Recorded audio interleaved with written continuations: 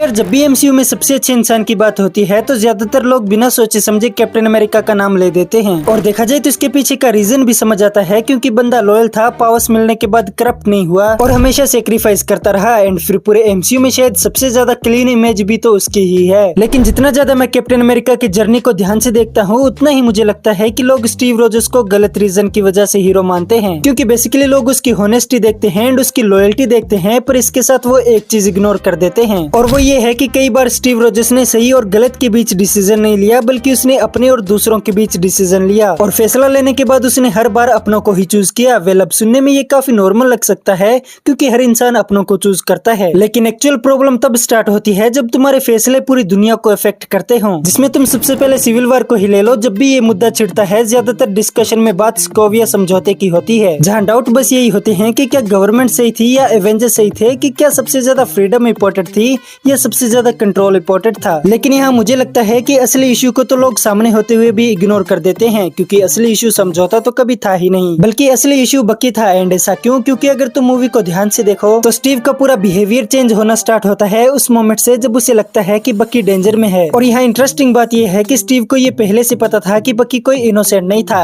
And उसे ये भी पता था कि विंटर सोल्जर के रूप में उसने बहुत लोगों को मारा था। एंड साथ ही में उसे ये भी पता था कि गवर्नमेंट बकी को एक थ्रेट के रूप में देखेगी। लेकिन फिर भी स्टीव का पहला रिएक्शन क्या था? सच नहीं ढूंढना, सिस्टम के साथ कॉर्पोरेट नहीं करना, बल्कि सीधा बकी को प्रोटेक्ट करना है। और यही वो मोमेंट है जहां मुझे लगता है कैप्टन अमेरिका हीरो से ज्यादा दोस्त बन गया था, क्योंकि अगर तुम सिचुएशन को नेचुरल पर्सपेक्टिव से देखो तो दुनिया के लिए सबसे सेफ ऑप्शन इन्वेस्टिगेशन थी, लेकिन वही स्टीव के लिए सबसे सेफ ऑप्शन बकी था। और यहीं पे आके पूरी सिविल वॉर की आग और भड़क गई। एंड इस पॉइंट पे आके कुछ लोग ये भी बोलते हैं कि स्टीव को बकी पे भरोसा था। हाँ, बिल्कुल था, लेकिन अगर तुम ध्यान दो तो डूड सवाल भरोसे का नहीं था, बल्कि सवाल प्रायोरिटीज का था, कि आपके लिए सबसे ज्यादा और सबसे पहले क्या मायने रखता है। उन मासूम लोगों की जान जो बेवजह विंटर सोल्जर के हाथों मारे गए, या वो विंटर सोल्जर जो ब्रेन वॉश था। एंड इस बात से क्लियर हो जाता है कि जब एक ऑर्डिनरी इंसान जैसे कि तुम मैं अपने दोस्त की बुरे टाइम में हेल्प करना चूज करते हैं, तो उसका इम्पैक्ट उस दोस्त के माइंड पे होता है कि हाँ, इस बंदे ने बुरे टाइम में मेरा साथ दिया था। लेकिन वही कैप्टन अमेरिका जो पूरी एवेंजर्स टीम को लीड करता है, जब वो अपने दोस्त को चूज करेगा तो उसका सीधा इम्पैक्ट एवेंजर्स की यूनिटी पे पड़ेगा। और देखा जाए तो टेक्निकली हुआ भी वही, टीम टूट गई, टोनी और स्टीव एक दूसरे के अगेंस्ट खड़े हो गए। एक तरह से अर्थ की सबसे स्ट्रॉन्गेस्ट डिफेंस फोर्स डिवाइड हो गई। और सबसे डेंजरस बात यह है कि ये सब किसी एलियन इंटरफेयर की वजह से नहीं हुआ, ये सब एक पर्सनल लॉयल्टी की वजह से हुआ। जहाँ तुम जितना ज्यादा इस पॉइंट के बारे सोचो, उतना ही तुम्हारे सामने एक अलग किस्म का पैटर्न आता है। जैसा कि स्टीव रोजर्स हमेशा अपने असूलों की बात करता था, लेकिन कई बार उसके असूल और पर्सनल इमोशंस मिक्स हो जाते थे। जस्ट एग्जांपल, विंटर सोल्जर में उसने शील्ड के अगेंस्ट स्टैंड लिया, सिविल वॉर में गवर्नमेंट्स के अगेंस्ट स्टैंड लिया, और इन दोनों केसेस में उसे लगता था कि वो फ्रीडम के लिए लड़ रहा है। लेकिन यहाँ सिविल वॉर में एक डिफरेंस था, यहाँ उसका ऐसा करने के पीछे का रीजन फ्रीडम के साथ साथ बक्की भी था। और फॉर श्योर मुझे लगता है कि अगर बक्की पिक्चर में नहीं होता तो शायद स्टीव के डिसीजंस भी अलग होते, क्योंकि मूवी के कई मोमेंट्स पे ऐसा लगता है कि स्टीव सिचुएशन को ऑब्जेक्टिवली नहीं देख रहा है, एक्चुअली वो इमोशनली देख रहा है। और ये बात मूवी के क्लाइमेक्स में और क्लियर हो जाती है जब टोनी को पता चलता है कि उसके पेरेंट्स की डेथ के पीछे बक्की था। वेल, यहाँ ध्यान देने वाली बात ये नहीं है कि बक्की होश में था या नहीं, बल्कि ध्यान देने वाली बात ये है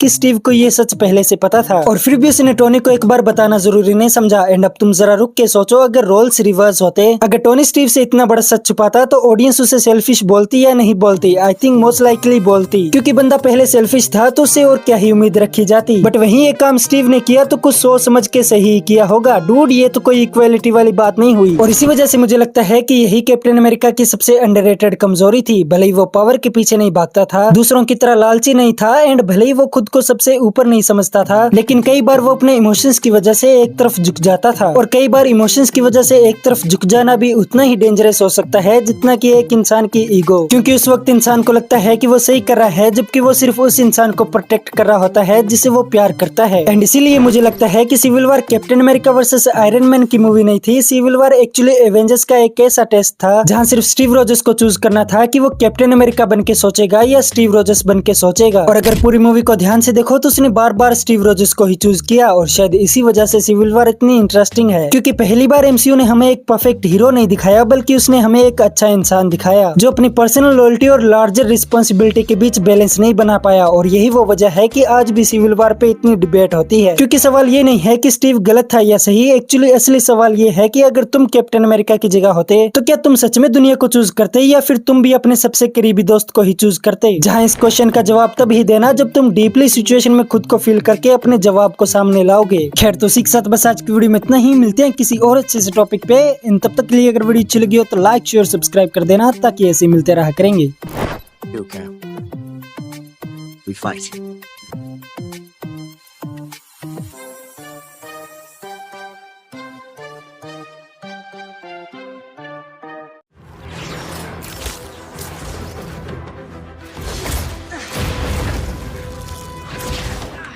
Oh God.